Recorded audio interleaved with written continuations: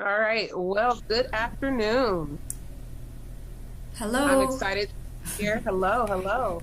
I'm excited to be here and present with you all and share some things about accessibility and what I know. Thank you for having me, Women Tech Makers Montreal. This will be a great experience. I am very eager to begin kind of dissecting what accessibility is and what it looks like for women tech makers, especially all throughout the country. I'm currently in the United States, but I had the pleasure of watching Justin Trudeau today talk a little bit about the COVID-19 and how it is affecting the Canadian citizens. It is very unfortunate that I can't be there with you all in person and that we are kind of facing this global crisis. But rest assured, I will still be able to provide you all with some thrifty, insightful information. And you'll walk away from this knowing a little bit more about accessibility. And I hope to empower you to investigate a little bit more. So again, thank you for having me, Women Tech Makers Montreal. Let's get started. All right. So who am I? And what makes me qualified to be able to present this information to you all? Um, where did I start? What do I do in tech? Those are all questions you may wonder.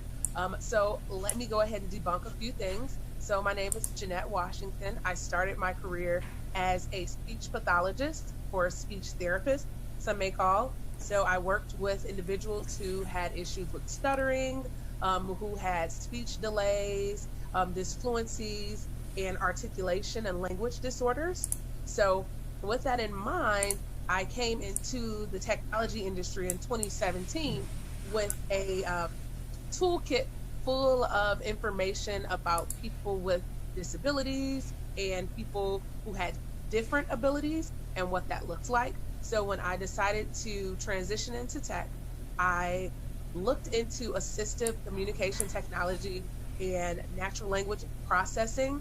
How could I be an asset to those industries? That was like my probing question, my essential question for myself.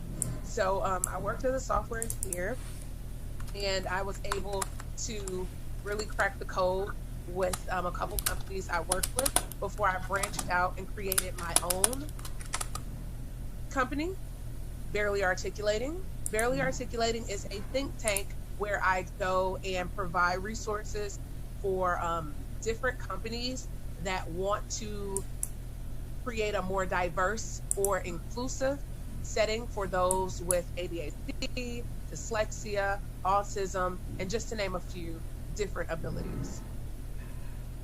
I recently wrote the book, Technical Difficulties Why Dyslexic Narratives Matter in Tech.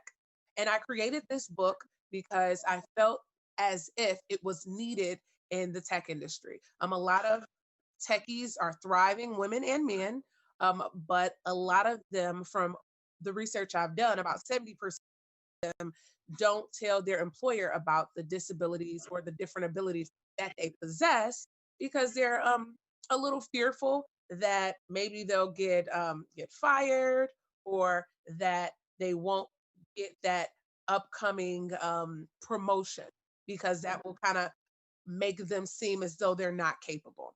So this book I wrote, Technical Difficulties: Why Dyslexic Narratives Matter in Tech, kind of solved that by divulging information about what it looks like to work in tech and have these different abilities and what you can do so that your employer can be on board with your particular circumstances.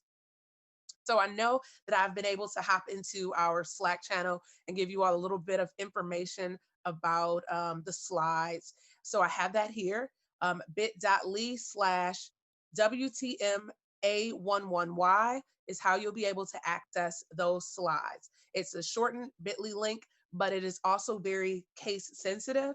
So make sure that the W, T, and the M are capitalized as well as the A, and then a 1 and then the Y is lowercase. If you want to tweet about this talk and tell people what you've learned, and if you want to follow me, or if you would like to follow the Women Tech Makers Montreal, I have that information here on this particular slide so you can kind of dive in and tweet some questions. I know we'll have some moderation going on, And with that in mind, your questions may be able to be seen and you'll be able to ask me before I head on off.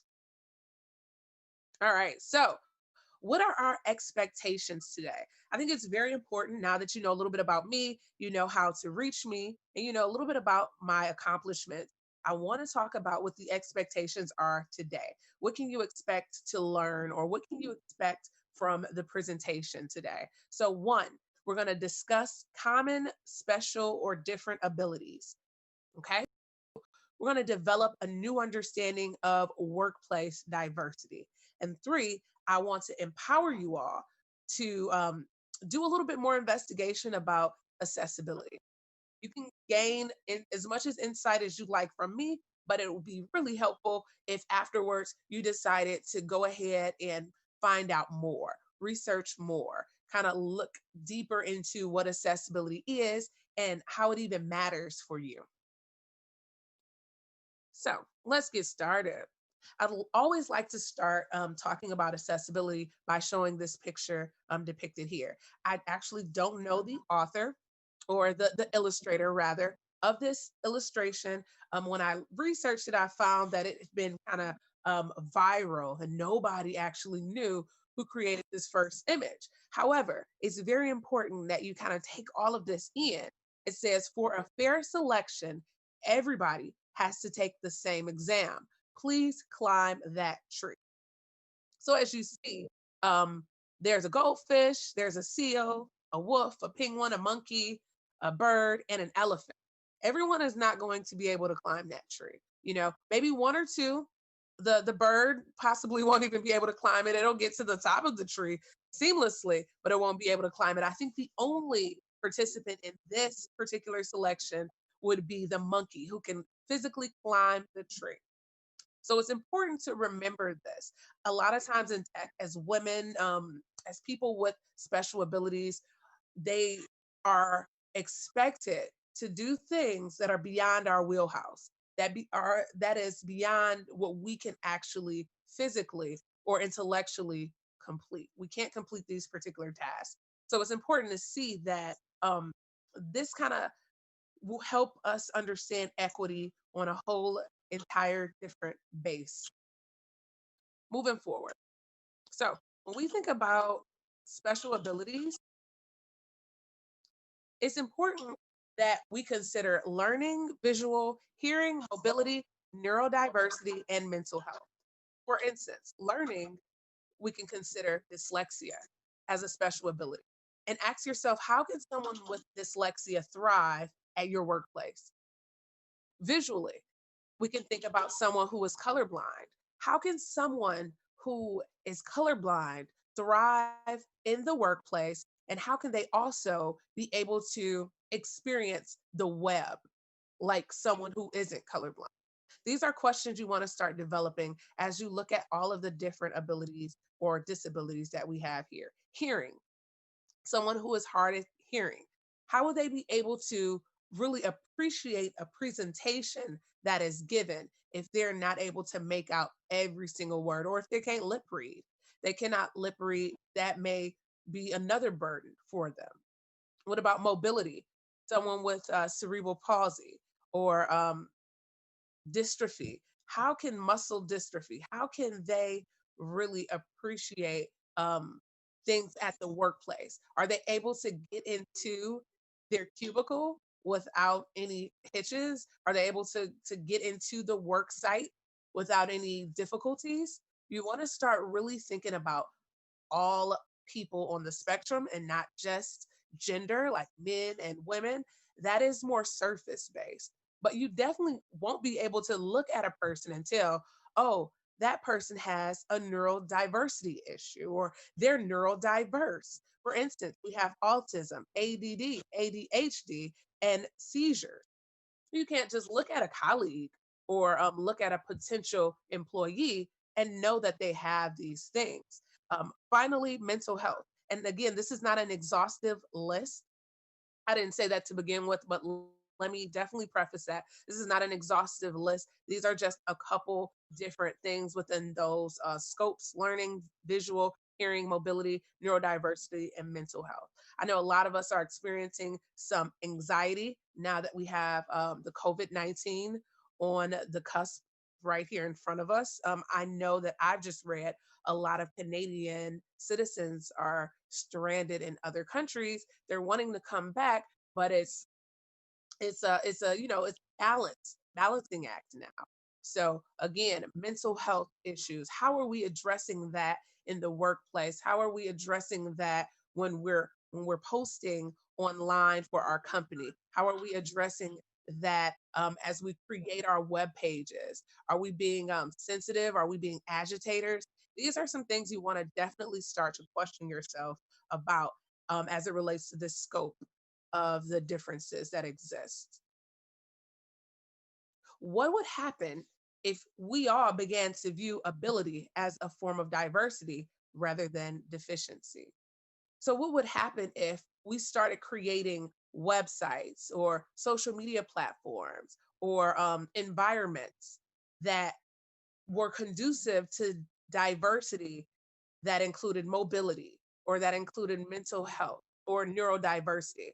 What would that look like? Start really asking yourself that question, because it's really important for leaders and those who have a leader's ear. If you are right next to the leader, you're the superior. It's important that you are bringing this to the surface so that others can see that, hey, they're being heard. Not only are they being heard, but there is some empathy there. Empathy can go a long way. All right, so at work, what are some practices we can start developing or nurturing as in tech or even men in tech? What are some things that we need to start to see in the workplace? So, hiring and interviewing should showcase the use of creative challenges and performance based tasks. So, this really means when we're hiring, we're not doing a one sided hiring process. We're also looking at the fact that some people may become anxious at the thought of potentially interviewing with a new company. So, how can we make our future employees less anxious? We can use some creative challenges and we can offer performance based tasks. Next, document objective skills and experience over personality quirks. So, instead of just thinking to yourself, well, I don't like the way this person is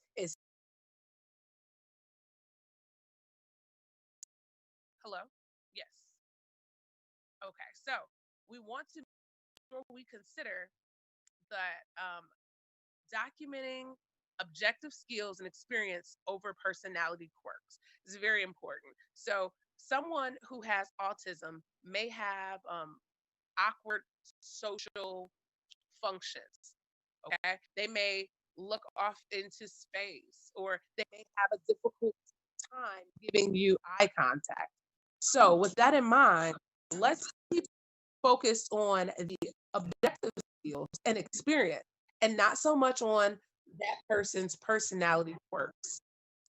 Next, assignments should involve collaborative teams that mix people creatively so teammates can garner value from diverse navigation and perspectives.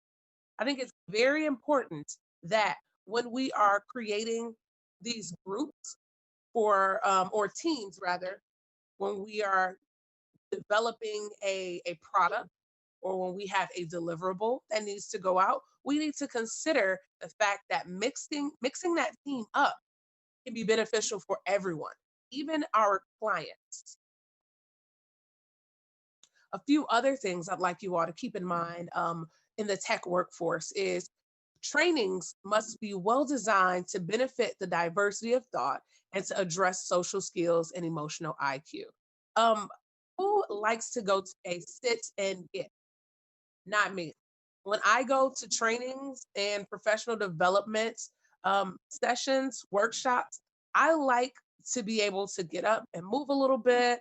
I like to be able to express myself through asking questions. I like being able to make things or use my hands. And that is so important when we're creating these trainings. They should be multi sensory. Okay. Next. revamp performance reviews, or company wide procedures and policies. Okay. This kind of goes without, but it's very important as we are going through performance reviews to consider things about our employees, whether they have mental health issues, whether they have intellectual or physical issues that they're facing. That's really important as it all relates to their performance. Next, provide a clear avenue to request accommodations or workplace adjustments during the hiring process, during onboarding, or before the first day on the job.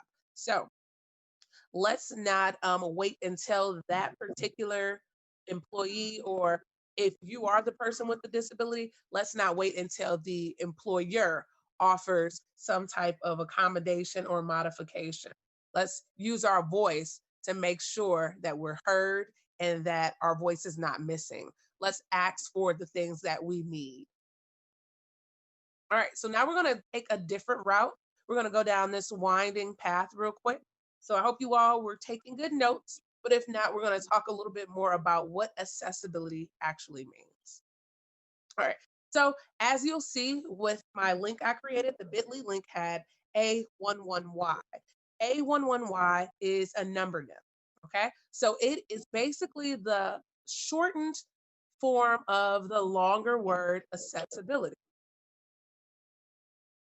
Right?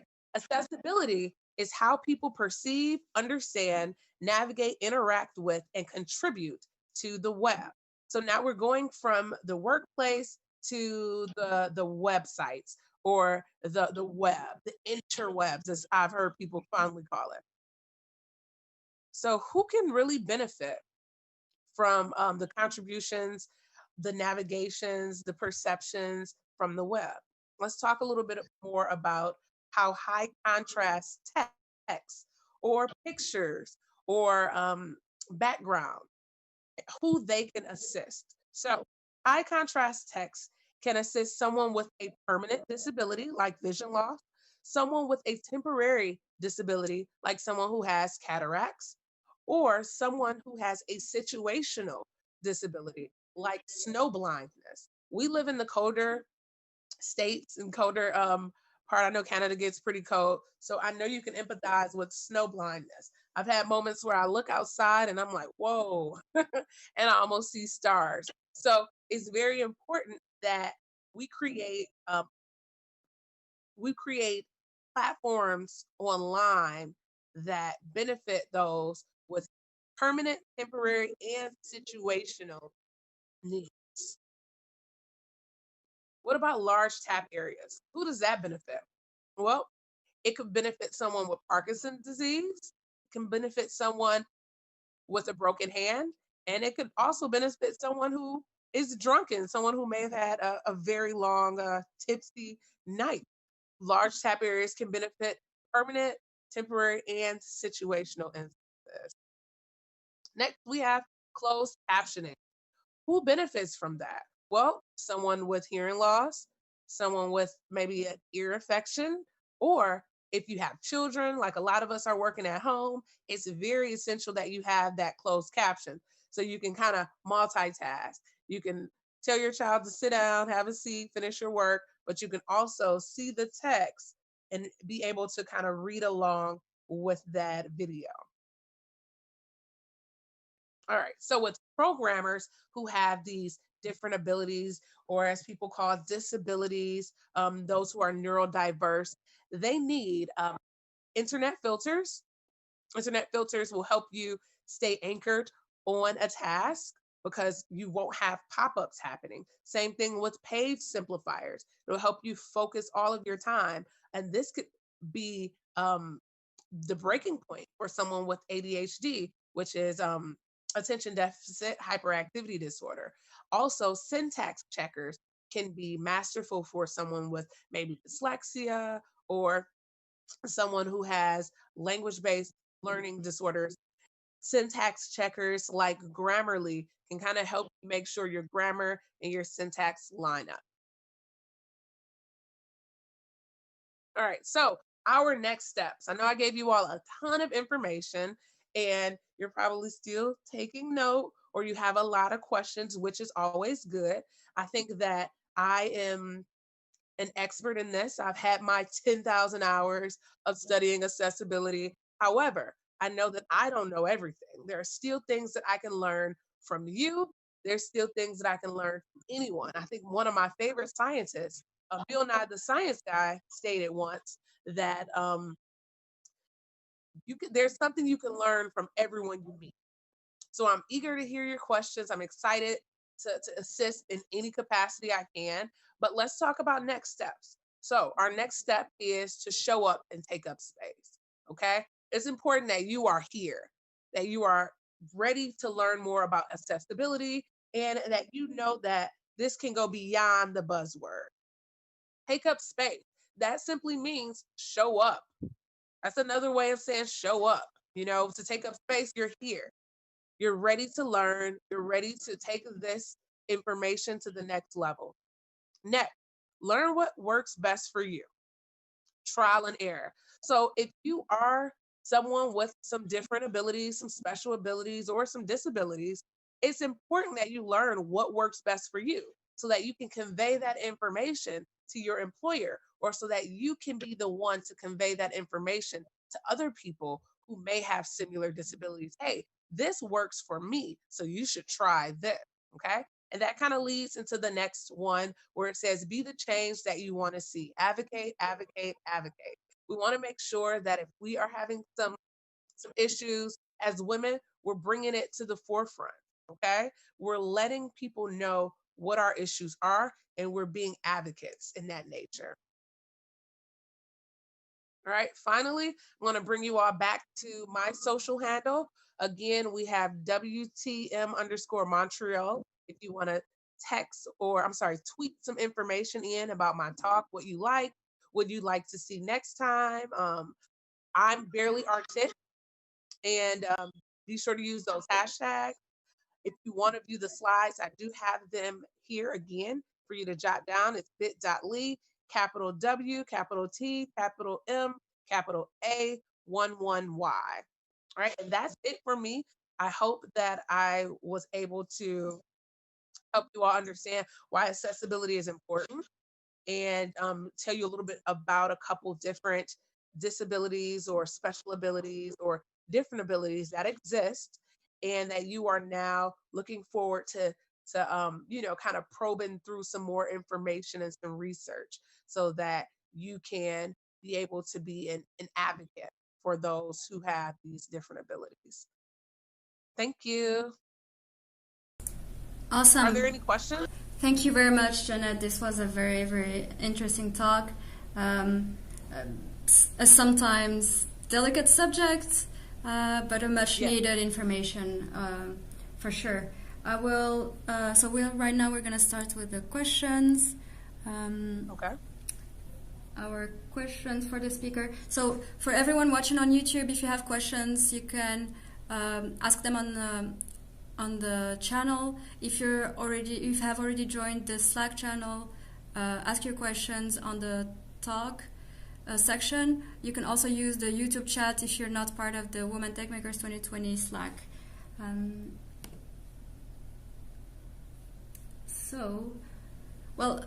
I'll start with the first question. Mm-hmm. I'm happy to hear it. So I like the entire approach of not waiting for the employer, the recruiter to make their space accessible. Actually, how about teammates? How do you bring the information and the subjects with teammates, and also especially when you have invisible, not handicaps, but invisible issues? Okay. Excellent question. So I do believe that a lot of us have these invisible different abilities that we possess, and a lot of times it is difficult to address them and to bring them to the forefront because we don't want people to think less of us. we don't want to compromise any relationship by bringing this to a head. But I think this conversation needs to be had. Um, it is up to you to see how comfortable you are with whether you'd like to pull one person to the side, tell them, and then pull another person to the side and tell them, or whether you'd like to just carve out some space and say, hey, I'd like to kind of tell you all about something that, I experienced, and I want to be transparent with you all because I thoroughly enjoy our working relationship, and I don't want anything on my end to compromise our work or to make you all think different of me. Another way is to bring some research to them. Like, for instance, if you possess invisible disability like dyslexia, maybe it'd be helpful to have like a little pamphlet or a little website link that you can say, hey, check this out, and then I want to kind of have this conversation with you all afterwards. So there's a couple different ways to address your team about this. I would highly suggest that you are not ashamed of who you are and go into it just being transparent and being authentic, because at the end of the day, people value honesty above any other trait that exists. So if you go to them and you're honest and you're saying, hey, talk to them about your vulnerabilities, you can pull someone one-to-one, or you can pull someone to the side. Or you can pull the group to the side and let them know. So it's a couple different ways you can do that, but just be confident in who you are and know that however it comes across, you're being authentic. Okay, awesome, thank you. Another question is about disability and open space.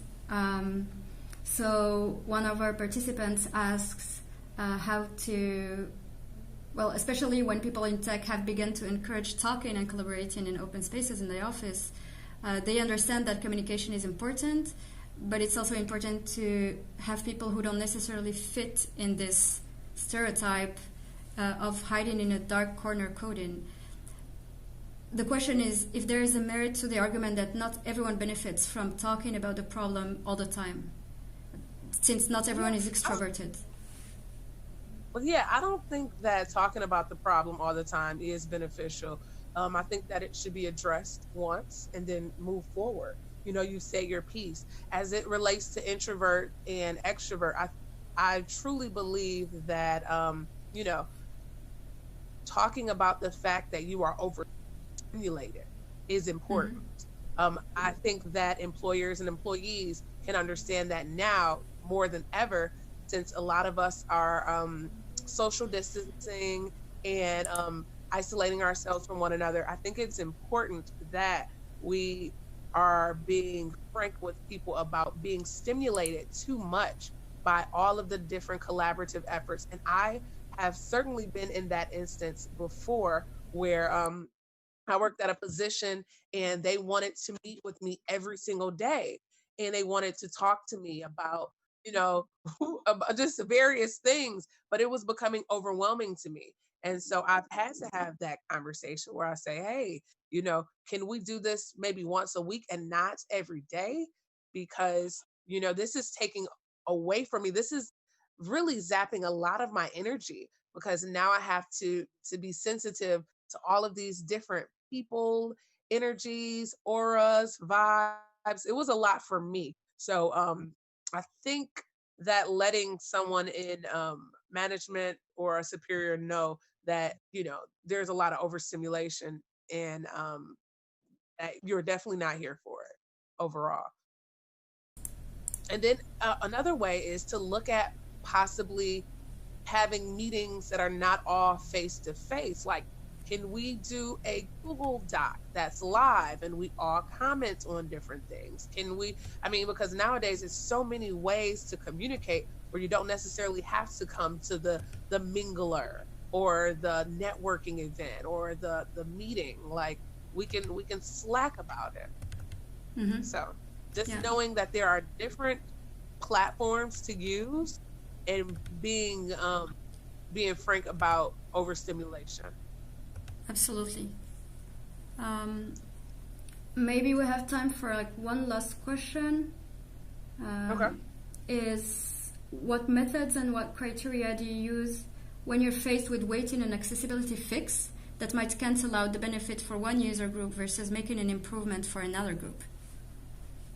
I always feel like when you assist one group, then it's impossible to be of detriment to another. So that one is a little tricky because definitely don't want to axe out any particular group. With that, I think I may go back to the drawing board. I may get some other people to participate so that they can provide me with some value and some insight, and really try to make sure that everyone's needs are partially met. I know a lot of times we can't meet every single criteria, but I do think that with more voices involved, then there are ways where more people can benefit from a project. All right. Perfect. Thank you very much.